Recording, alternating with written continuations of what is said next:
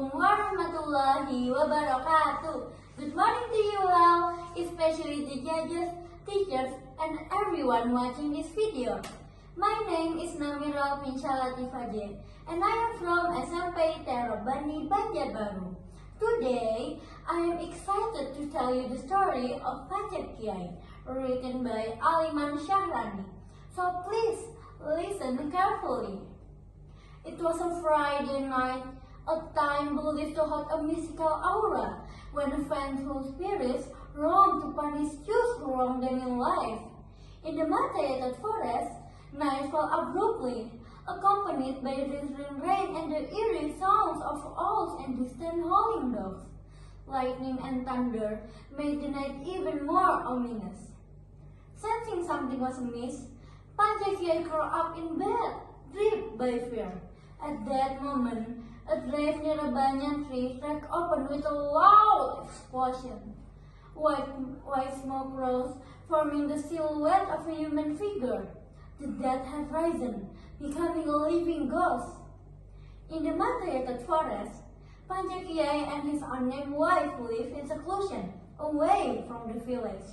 For decades, they farmed and relied on the forest for almost everything, visiting the village only once or twice a year for necessities like salt and sugar. Their lives were dedicated to gardening, and they had no children.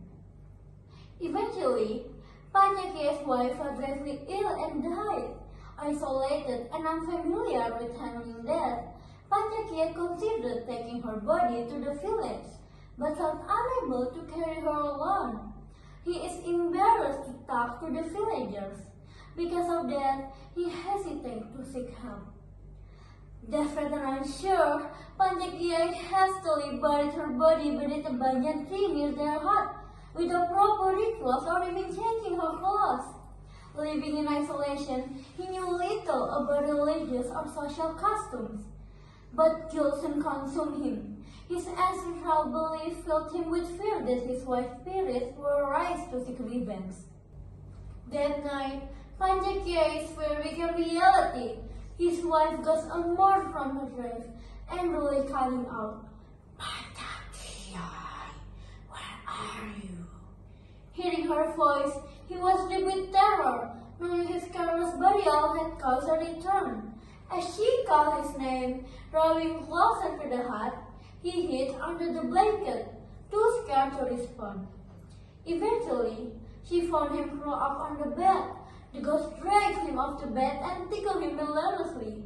PANCAKIYAY trembled with fear, helpless as she tormented him, making him scream uncontrollably. Caught between laughter and shrieks, he wet his pen and fainted repeatedly. His cries for mercy went unheard in the dead woods. For an entire night, she groped and tickled him, leaving him weak and paralyzed with terror. As dawn broke, the ghost finally ceased her torment, for local folklore said the spirit retreated at sunrise. Exhausted and desperate, PANCAKIYAY felt as if his bones had been shattered. With dusk approaching, he feared she would rise again. After much thought, he decided to hide under his bed, covering himself with a blanket in hopes of evading her anger.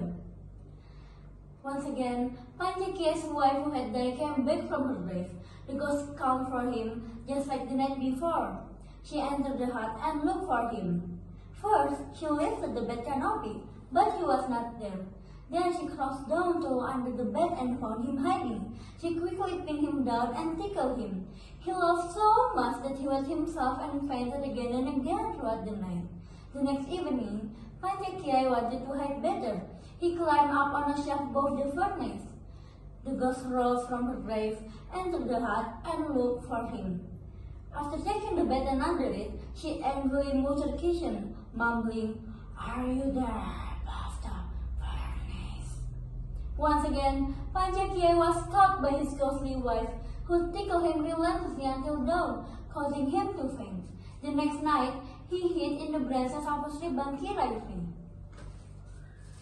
"PANCAKIYAY, where are you?" she called. When she couldn't find him, she mumbled, "I did ask to climb his tree." As After gathering ass, she smarted on the trunk and easily reached him. Once more, she tickled him until he fainted. Exhausted, PANCAKIYAY devised a new plan. He dug a hole, leaving one ear exposed. As she called his name, he felt a sense of relief.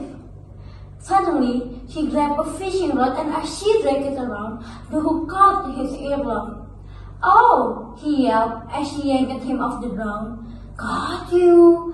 she laughed, tickling him until dawn. Feeling defeated, PANCAKIYAY finally returned to the village. "I can't take this anymore," he confessed to the villagers. "I buried my weapon properly and now she haunts me." The villagers, sympathetic, helped him give her a proper burial that night. With her spirit finally at rest, PANCAKIYAY learned a vital lesson.